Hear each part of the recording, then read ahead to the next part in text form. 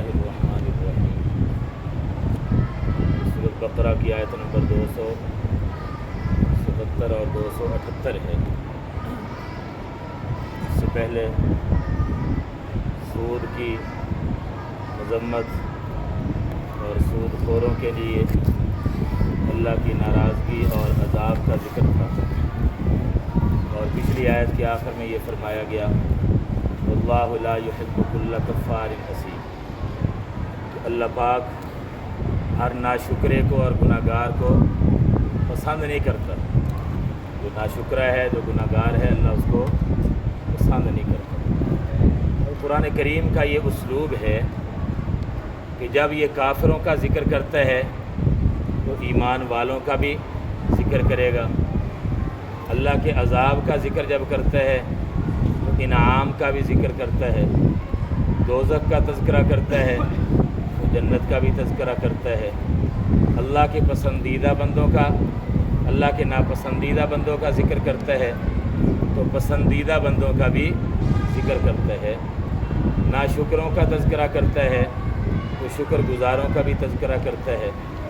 बदकार लोगों का तज़किरा करता है तो नेक लोगों का भी तज़किरा करता है। तो इसी तरह से इसी उसलूब के मुताबिक पिछली आयत में ये था कि अल्लाह ऐसे लोगों को पसंद नहीं करता जो नाशुक्रे हों, सूदखोर हों और अल्लाह के नाफरमान हों, गुनाहगार हों। अल्लाह उनको पसंद नहीं करता। अब अल्लाह के पसंदीदा बंदों का तज़किरा है इस आयत में। ये जो पहली आयत है, अल्लाह ऐसे लोगों को पसंद करता है। कैसे लोग? जो ईमान भी लाते हैं और ईमान के तकाज़ों के मुताबिक ज़िंदगी गुजारते हैं। यानी शरीयत ने जो आमाल उन पर फ़र्ज़ किए हैं, वाजिब किए हैं, उनको वो पूरे करते हैं, अदा करते हैं। जिनसे बचने का हुक्म है उनसे बचते हैं। तो ऐसे लोगों को अल्लाह रब्बुल इज़्ज़त अजर अता फ़रमाएँगे। अल्लाह के यहाँ इनका अजर ज़ख़ीरा हो जाता है, ज़ाया नहीं होता। और आखिरत में ना इनको कोई खौफ होगा, ना ये गमगीन होंगे, ना आइंदा किसी ख़तरे के बारे में डर होगा और ना पिछले किसी नुकसान का इनको गम होगा। ये अल्लाह के नेक बंदों का तज़किरा फरमाया है पहली आयत। इन्नल्लज़ीना आमनू, बेशक वो लोग जो ईमान लाए, व आमिलू, और उन्होंने अमल किए। कैसे अमल किए? अस्सालिहात, नेक अमल किए। नेक अमल वही होते हैं जिनको शरीयत भी नेक समझे। इंसान अपनी अकल से, बाद लोग अपनी अकल से बाद आमाल को अच्छा समझते हैं, सवाब वाले समझते हैं, लेकिन शरीयत उनको नहीं मानती। तो शरीयत की नज़र में वो नेक आमाल नहीं। बिदअत की हकीकत यही होती है। लोग अपनी तरफ से कई आमाल को अच्छा समझते हैं, सवाब का काम समझते हैं, शरीयत का अमल समझ लेते हैं, हालांकि शरीयत में उसका कोई सबूत नहीं। शरीयत उनको नहीं मानती, शरीयत उनको नेक अमाल करार नहीं देती। तो चाहे जितना भी उस पर ज़ोर लगा ले, जब शरीयत में वो साबित नहीं, शरीयत उसको नेक अमल करार नहीं देती, तो फिर अल्लाह के यहाँ वो नेक अमाल वाली फजीलत उस पर हासिल नहीं होगी। बेशक वो लोग जो ईमान लाए और उन्होंने नेक अमाल किए। अब ख़ास तौर पर आगे दो बड़े बड़े अमाल का ज़िक्र किया है इस्लाम में, जिनकी बहुत ज़्यादा अहमियत है। एक का ताल्लुक़ है बदनी इबादत के साथ, वो है नमाज, और दूसरे का ताल्लुक़ है माली इबादत के साथ, वो है ज़कात। वैसे तो आमिलुस सालिहात में सारे ही नेक अमाल आ गए। ईमान भी लाए और ईमान के अंदर ईमान लाकर ईमान के तकाज़ों पर भी अमल किया, यानी नेक अमाल करते रहे। अब नेक अमाल में सारे ही आ जाते हैं, नमाज है, रोज़ा है, हज है, ज़कात है जी। लेकिन ख़ास तौर पर इनकी खुसूसियत की वजह से, अहमियत की वजह से दो अमाल का ज़िक्र किया। व अक़ामुस्सलाता, और उन्होंने कायम किया नमाज को।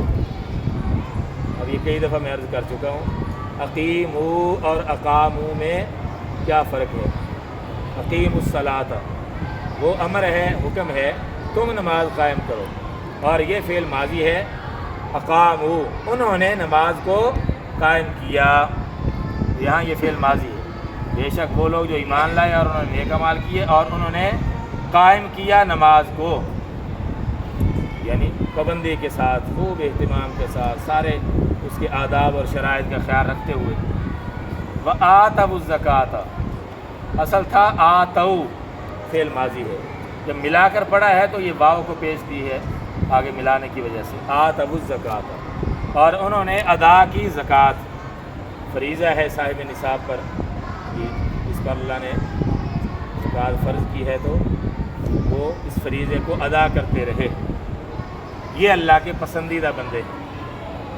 لہم اجرہم، ان کے لیے ان کا اجر ہے، ان کا ثواب ہے، عند ربہم، ان کے رب کے پاس، یعنی اللہ کے پاس، ان کے رب کے پاس یہ ثواب، یہ اجر ذخیرہ ہو جاتا ہے اور یہ ضائع ہونے والا، اس میں کوئی خطرہ نہیں، جب ذخیرہ ہو گیا تو وہ محفوظ ہو گیا۔ ہاں ضائع بندہ کرتا ہے تو خود کرتا ہے، جیسے پہلے گزر چکا ہے، صدقہ دے کے احسان جتلایا یا ریاکاری کی یا اس کو تانے مارے تو ضائع خود کرے گا۔ ولا خوف علیہم، اور نہیں ہوگا خوف ڈر ان پر، ولا ہم یحزنون، اور نہ وہ غمگین ہوں گے۔ یہ مضمون بھی پہلے کئی دفعہ آ چکا ہے، خوف اور حزن۔ یحزنون حزن سے ہے، حزن کا معنی غم، غم پچھلی کسی بات کا ہوتا ہے، کسی نقصان کا، اور ڈر آئندہ آنے والے کسی خطرے کے بارے میں ہوتا ہے۔ اچھا، اب آگے پھر سود کے بارے میں مضمون شروع ہو گیا۔ اس آیت مبارکہ میں صراحتاً ایمان والوں کو سود چھوڑنے کا حکم دیا گیا ہے، تاکید کے ساتھ حکم دیا گیا ہے۔ جب سود حرام ہو گیا ہے، اب اگر کسی نے دوسرے کو قرضہ دیا ہوا تھا اور سود پر قرضہ دیا ہوا تھا اور اب حرام ہونے کا حکم آ گیا، شریعت کی طرف سے ممانعت آ گئی ہے، تو اب تمہارے لیے جائز نہیں ہے کہ اصل مال سے زیادہ جو اوپر سود بنتا ہے وہ سود لینا اب تمہارے لیے جائز نہیں، وہ چھوڑ دو اب بس۔ شان نزول اس آیت کا مفسرین نے لکھا ہے، کیونکہ جیسے یہ شراب تھی نا، عرب والوں میں بہت زیادہ پی جاتی تھی، رچی بسی ہوئی تھی ان کی طبیعتوں میں، اسی طرح یہ سود بھی اس عرب کے ماحول میں، اس جاہلیت کے ماحول میں بہت زیادہ رائج تھا لوگوں میں۔ مختلف قبیلے دوسرے قبیلوں کو قرضے دیتے، پھر سود لیتے۔ اسی طرح کا واقعہ پیش آیا مکہ کے اندر، مکہ مکرمہ میں دو قبیلے تھے، ویسے تو اور بھی کئی قبیلے تھے، لیکن ان کا یہ واقعہ ہے جو شان نزول ہے، جس پر یہ آیت نازل ہوئی ہے۔ ایک تھا قبیلہ بنو ثقیف اور ایک تھا قبیلہ بنی مخزوم۔ قبیلہ ثقیف والوں نے قرضہ دیا ہوا تھا قبیلہ مخزوم والوں کو، اب سود پر قرضہ دیا ہوا تھا، طے تھا کہ اتنا سود لینا ہے۔ ہوا یہ کہ یہ قبیلہ بنو مخزوم یہ مسلمان ہو گیا، اب سود کی حرمت کا حکم آ گیا، اللہ پاک نے منع کر دیا، مذمت آ گئی، تو یہ قبیلہ بنو مخزوم والے یہ تو مسلمان ہو گئے جنہوں نے وہ قرضہ لیا ہوا تھا سود پر، اور وہ بنو ثقیف والے ابھی مسلمان نہیں ہوئے تھے۔ مکہ فتح ہو گیا تھا اور مکے میں بھی اسلام کی حکومت قائم ہو گئی تھی۔ رسول پاک صلی اللہ علیہ وسلم نے مکہ مکرمہ میں اپنے ایک صحابی حضرت عتاب بن اسید رضی اللہ تعالیٰ عنہ کو امیر اور یوں کہہ لیں گورنر بنا کے مقرر کیا، گورنر مکہ مکرمہ میں، حاکم گورنر۔ تو یہ جو قبیلہ بنو مخزوم والے تھے، اب ان سے وہ سود مانگنے لگے، جی دو ہمیں سود، جو ہمارا تمہارے ساتھ معاملہ طے تھا۔ یہ کہنے لگے ہم تو مسلمان ہو گئے ہیں اور اب اسلام اجازت نہیں دیتا، نہ سود لینے کی اجازت دیتا ہے نہ سود دینے کی اجازت دیتا ہے۔ تو حدیث حدیث آتی ہے نا کہ رسول اللہ صلی اللہ علیہ وسلم نے یہ حدیث میں لعنت فرمائی ہے سود لینے والے پر بھی، دینے والے پر بھی، سود کا معاہدہ لکھنے والے پر بھی، سودی معاملے کے گواہ بننے والے پر بھی۔ فرمایا یہ سب اس گناہ میں شریک ہیں۔ تو اسلام یہ کہتا ہے نہ سود دو نہ لو۔ یہ کہنے لگے جی ہم تو مسلمان ہو گئے ہیں، اب ہمارے لیے سود دینا جائز نہیں، ہم نہیں دیتے۔ چنانچہ یہ معاملہ پہنچا حضرت عتاب بن اسید رضی اللہ تعالیٰ عنہ کے پاس، تو انہوں نے خط لکھ کے رسول پاک صلی اللہ علیہ وسلم کو اطلاع دی کہ جی اس طرح سے ان دو قبیلوں میں یہ اختلاف ہو گیا ہے، یہ جھگڑا ہو گیا ہے۔ پھر اس موقع پر یہ آیت نازل ہوئی۔ اللہ پاک نے حکم دیا کہ اے ایمان والو، جو سود اگر تمہارا کسی کے ذمہ رہ گیا ہے نا وہ اب لینا جائز نہیں۔ ہاں جو اصل مال ہے، جو قرضہ دیا تھا اصل، وہ واپس لے سکتے ہو، لیکن اس پر اضافہ جو سود ہے وہ لینا جائز نہیں۔ اب مسلمانوں کو خطاب کرتے ہوئے بھی یہ حکم دیا، اور مکہ مکرمہ میں چونکہ اسلام کی حکومت نافذ ہو گئی تھی تو یہ لوگ اسلام کے ماتحت ہو کر رہ رہے تھے، قبیلہ بنو ثقیف والے، اس کو کہتے ہیں ذمی، جیسے ہمارے ہاں عیسائی پاکستان میں رہتے ہیں۔ اب جو ذمی ہے ان پر بھی یہ احکام جو ہے وہ لاگو ہوتے ہیں، تو ان کے لیے بھی یہ سود لینا دینا اس کی اجازت نہیں۔ تو اس آیت کے اندر یہ منع کیا گیا۔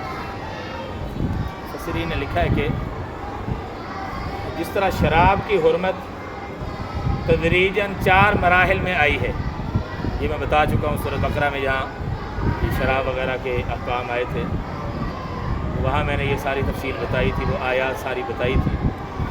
4 مرحلوں میں یہ آیات نازل ہوئی تھیں شراب کے بارے میں تدریجاً۔ پہلے ذہن سازی کی گئی، چونکہ عرب والوں کی طبیعت میں رچی بسی ہوئی تھی نا، مٹی میں پڑی ہوئی تھی، تو ایسی چیز سے بچنا بہت مشکل ہوتا ہے، طبیعت پر بڑا گراں گزرتا ہے، اس لیے پہلے ذہن سازی کی گئی، شراب کی برائیاں اور اس کے نقصانات بیان کیے گئے، پھر صراحتاً حکم دے دیا گیا 7ویں پارے میں، 7ویں پارے کے پہلے صفحے کے آخر میں یہ آیت آتی ہے کہ شراب جو ہے وہ رجس ہے، گندگی ہے، فاجتنبوہ، بس اب اس سے بچ جاؤ، چھوڑ دو۔ اسی طرح سود کے بارے میں بھی 4 قسم کی آیات نازل ہوئی ہیں تدریجاً۔ سب سے پہلے سورہ روم کی آیت نمبر 39 نازل ہوئی تھی، وَمَا آتَيْتُم مِّن رِّبًا لِّيَرْبُوَ فِي أَمْوَالِ النَّاسِ فَلَا يَرْبُو عِندَ اللَّهِ۔ میں جو کچھ تم لوگوں کو دیتے ہو نا تاکہ وہ جا کے بڑھ جائیں، سود اضافہ ہو جائے، وہ بڑھیں گے نہیں۔ یہ ذہن سازی کی گئی پہلے۔ اس کے بعد پھر سورہ نساء کی آیت نمبر 161 نازل ہوئی، اس میں یہودیوں کی مذمت بیان کی گئی، وَأَخْذِهِمُ الرِّبَا، یہودیوں پر کو اللہ پاک کی طرف سے سختیاں آئیں، پھٹکار آئی، ان پر لعنت پڑی۔ جن جرائم کی وجہ سے ان میں سے ایک جرم یہ بھی تھا، سود لیتے تھے۔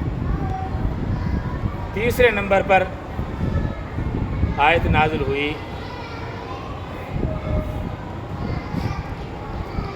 اسی سورہ آل عمران کی، اس سے اگلی جو صورت ہے نا سورہ آل عمران کی آیت نمبر 130 نازل ہوئی، یا ایھا الذین آمنوا لا تأکلوا الربا اضعافا مضاعفا، اے ایمان والو بڑھا چڑھا کے سود نہ لیا کرو، دوگنا چوگنا سود نہ لو۔